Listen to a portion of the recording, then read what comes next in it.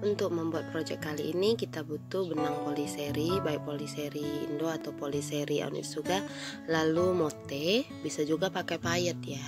Kita coba yang pakai mote dulu. Kemudian jarum jahit dengan sedikit benang, jarum jahit tangan, lalu jarum jahit sulam. Nah, ini bedanya itu besar dari jarumnya dan lubang untuk masuk benangnya ya. Yang sesuai dengan benang rajut kita lalu gunting.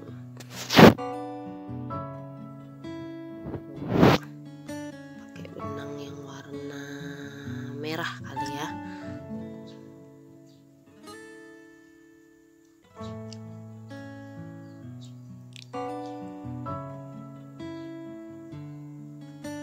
Masukkan benangnya ke dalam ini jarum sulamnya. Sebaiknya dirapikan dulu, kalau ada bekas bakar itu susah masuk ke jarum sulamnya. Nah, ini masukkan dulu. Kemudian pilih mote yang bisa untuk dimasukkan jarum sulamnya ya, karena ada mote yang bisa masuk, ada yang enggak. Nah, itu lewat tuh jarum sulamnya, lewat, bisa dipakai langsung dengan jarum sulamnya ya, walaupun besar dia bisa lewat. Ini mote-mote yang bukan yang glossy ya, bukan yang kilap. Nah, kita coba dengan mote yang lainnya nih, seperti yang ini, itu nyangkut ke dalam jarumnya, itu nggak bisa lewat. Nah, itu nggak bisa kita pakai. Nah, ini susahnya kalau kita mau memasukkan mote ke benang rajut tapi dengan jarum sulam. Nah, ada caranya supaya motenya ini tetap bisa masuk, yaitu dengan cara menggunakan benang jahit dan jarum jahit. Kita ikat dulu benang jahitnya di benang rajut kita, ikat dengan kuat ya, supaya nanti pas ditarik nggak lepas. Kalau sudah kuat, baru kita gunakan untuk menusuk motenya. Nah, pakai mote yang kecil juga bisa. Nih, yang kecil tadi nggak bisa lewat ya di jarum sulamnya, tuh nyangkut di bagian lubang itu. Jadi kita pakai jarum jahit. Nah, kayak gini nih, tuh lewat kan. Nah, pas nanti disambungan dia juga bisa masuk tuh. Nah, gitu.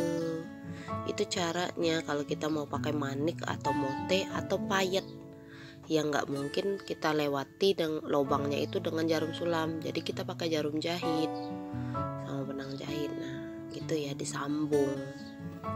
Nih, bisa kan? Tuh. Coba lagi. Tuh, kita ambil payet deh. Nih, ini payet yang saya gunakan di WSO Bling Domco ya. Yang mau ikut WSO Bling Domco-nya boleh, masih dibuka pendaftarannya. Nah, ini kalau pakai jarum sulam nggak bisa lewat karena kan lubangnya lumayan kecil tuh. Kita pakai jarum jahit. Tuh, ini adalah triknya ya. Tuh, di sambungan nanti bisa masuk gitu ya. Nah, sekarang udah tahu ya caranya supaya bisa memasukkan mote dengan berbagai ukuran secara mulus ke dalam benang rajut, yaitu kita menggunakan benang jahit sedikit dan jarum jahitnya, jarum jahit tangan. Nanti benangnya disambung ke benang rajutnya, diikat. Itu bisa masuk berbagai ukuran. Nggak tahu ya kalau yang ini ya, yang pasir. Nah, itu yang saya belum coba tuh. Yang biasanya untuk titik-titik stroberi kalau di kain flanel gitu, atau payet yang panjang-panjang, payet Jepang yang panjang-panjang yang pasir itu belum saya coba. Tapi kalau pakai jarum jahit rasanya bisa. Ntar kalau teman-teman punya, silakan dicoba sendiri ya. Oke, itu jadinya. Duh, ada semutnya. Nah, ini. Jadi kalau mau ngerajut mote atau payet, itu kita masukkan dulu mote dan payetnya itu sebanyak mungkin di jarum rajut, di benang rajut kita. Gunanya untuk apa? Biar nanti nggak putus sambung benangnya. Jadi sesuai keperluan, termasuk susunan warnanya ya. Jadi harus kita perhitungkan susunan warnanya dan banyak dari mote atau payennya, supaya nanti waktu ngerajut kita tinggal geser-geser aja, nggak pakai diputus-putus benangnya. Oke, nah itu dia. Kalau sudah seperti ini, tinggal nanti kita ngerajut. Nah ini nih beling domkonya. Ini kak WSO-nya udah buka ya. Jadi ini rekamannya waktu ini masih setengah jadi. Tuh, cantik banget kan. Rajutannya ngebling-ngebling, jadi bisa untuk dipakai pesta itu dompetnya. Ya. Oke, kita bereskan dulu. Nah, ini saya mau perlihatkan dengan teman-teman gimana caranya ngerajut motenya. Banyak caranya ya.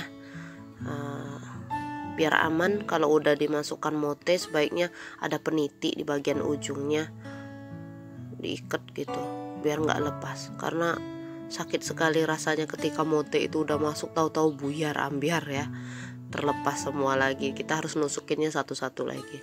Oke, geser ke belakang itu motenya. Nah ini kita mulai dari bikin slip knot dulu, lalu kemudian kita bikin rantai. Ada cara memasukkan mote ke dalam rajutan itu, misalkan dari bagian rantai seperti ini. Kalau ada suara-suara anak-anak main biasa ya. Oke, fokus saja ke videonya. Nah ini, jadi motenya itu kita geser di depan, baru kemudian kita chain gitu ya. Buat rantai lagi, geser dengan jari tengah dan jempol, lalu kita chain. Nah gitu. Jadi ini kalau kita di bagian rantai memasukkan motenya ya. Kalau untuk di bagian SC atau di rajutan dengan stitch yang lain, nanti di WSO Bling Domco itu bisa teman-teman pelajari. Itu pakai SC, dia masuknya ke bagian SC. Nah ini untuk yang kalau mau bikin kalung. Yang kemarin kan kita belajar pakai bikin kalungnya yang polosan aja ya, rantai aja. Ini kalau rantainya mau dihias dengan mote, caranya seperti ini. Nah itu untuk satu mote. Ini yang untuk 3. Nah kita jadi segitiga, dia jadi cantik. Tuh, diberi jarak dulu beberapa chain, lalu geser lagi motenya dari tangan sebelah kiri, geser seperti itu. Lalu tahan benangnya kita ambil. Nah seperti itu. Kelihatannya gampang ya. Nanti dicoba biar tahu beneran gampang atau agak ribet. Awal-awalnya mungkin terasa agak ribet, tapi lama-lama nanti bisa kok. Dan ini asik sekali memainkannya seperti itu ya. Dan itu seru. Saya rasa saya mau berlanjut deh bikin-bikin yang kayak gini ya, seru gitu. Karena ada mote-motenya juga. Jadi rajutannya unik, apalagi kalau kita dapat motenya yang lucu-lucu ya, bisa untuk gelang ataupun kalung. Nah ini geser, kita coba lagi ya, geser, ambil seperti itu, masukkan ke chain. Oke, kita coba lagi buat chain 4 CH, lalu kita ambil. Dibilang kayak slip stitch ada juga gitu ya caranya gitu. Kita beri jarak dulu beberapa chain biar tidak terlalu bertumpuk. Nah ini kalau ngerajutnya langsung di rantai, itu kestabilan rantai kita juga perlu dijaga teman-teman ya, biar dia nggak mengkerut atau motenya terlalu ke bawah gitu ya. Ini kita ambil 3 gitu, tarik, hop, nah dikencangkan lagi tuh, jadi dia kan. Ini rekaman banget kalau mau bikin pakai kalung ya. Ada yang mote yang kayak kristal-kristal gitu, cantik tuh. Pakai mutiara-mutiara bisa, cuman jangan masukin ke benang rajutnya pakai jarum sulam ya, nggak masuk. Pakai jarum jahit tadi aja. Nah ini kita ambilnya 5, kita coba 5 deh. Oh itu apa? Ini saya ngerekamnya malam-malam, jadi hewan-hewan malam keluar semua. Kalau siang, aduh, rame sekali. Nggak bisa ngerajut, cuma bisa ngerekam suaranya kalau siang. Ya, maklum. Nah ini kita ambil 5. Jadi kalau 5 dia bentuknya kayak bunga. Nah sebenarnya ada cara yang satu lagi. Setelah dia kayak bunga ini kita bisa kasih bagian tengahnya loh. Bagian tengahnya dengan warna kuning atau warna yang lain bisa sebenarnya. Tapi di contoh yang kali ini tidak saya ikutkan dulu ya. Ini macam-macamnya teman-teman ya. Oke, nanti kita akan belajar yang lainnya lagi.